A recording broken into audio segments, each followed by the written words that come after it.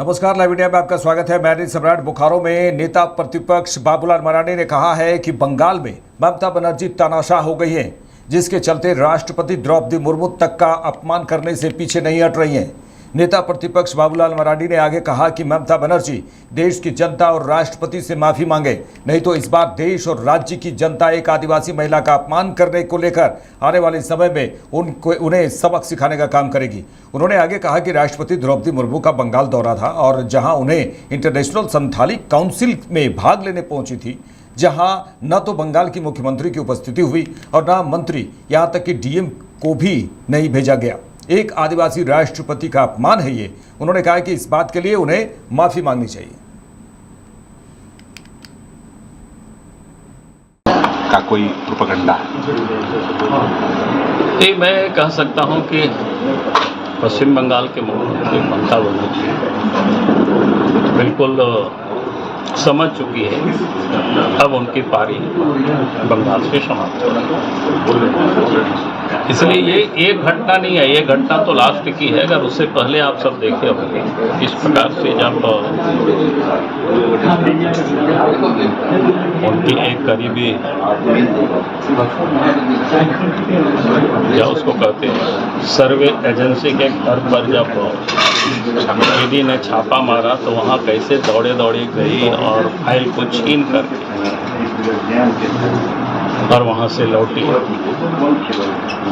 उसके बाद आप सब ने देखा होगा कि एसआईआर को लेकर के भी किस प्रकार से पूरे पश्चिम बंगाल में अवरोध पैदा करना, एसआईआर नहीं हो इसके प्रयास करना, और काली कोट पहन करके सुप्रीम कोर्ट तक दौड़ लगा। और तब भी इलेक्शन कमीशन के विरोध में किस प्रकार से अपशब्द का उन्होंने प्रयोग किया। और फिर एसआईआर तो चलते ही रहा, सुप्रीम कोर्ट से भी उनको कोई जो चाहते थे उसमें उनको कामयाबी नहीं मिली। तो मैं कह सकता हूँ पूरी तरह से हताश और निराशा की स्थिति में उनको समझ में आ चुका है अब पश्चिम बंगाल में फिर से लौट के नहीं आ रहे हैं। इस अपमान का और फिर राष्ट्रपति की जो दौरा तय था, कोई पार्टी का प्रोग्राम नहीं था और इंटरनेशनल संथाली काउंसिल भी कोई भारतीय जनता पार्टी से एफिलिएटेड कोई संगठन भी नहीं। और उस कार्यक्रम में राष्ट्रपति का आना, और राष्ट्रपति सर्वोच्च पद होता है, वो किसी पॉलिटिकल पार्टी से भी उसका कोई मतलब नहीं रह जाता है।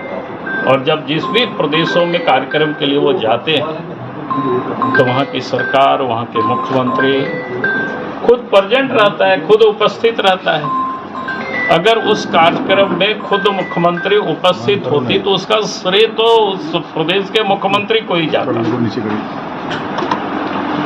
लेकिन अपने नहीं जाना, मंत्री तक को नहीं भेजना और यहाँ तक कि डीएम को भी वहाँ नहीं भेजना, जबकि डीएम वहीं पर थे। आज मैंने सवेरे पता किया तो इससे लगता है कि ममता बिल्कुल बौखला चुकी है और उनको समझ में ये भी आ चुका है कि अब 2026 के विधानसभा चुनाव के बाद अब बंगाल उनके हाथों से पूरी तरह से निकल चुका है। तो माफी मांगना चाहिए। और इसलिए बौखला हाट में इस प्रकार की संवैधानिक पदों के साथ भी ऐसे वो व्यवहार कर रहे हैं तो हम कहेंगे कि भाई अभी भी समय है ममता बनर्जी को सार्वजनिक रूप से राष्ट्रपति से और इस देश की जनता से उनको माफी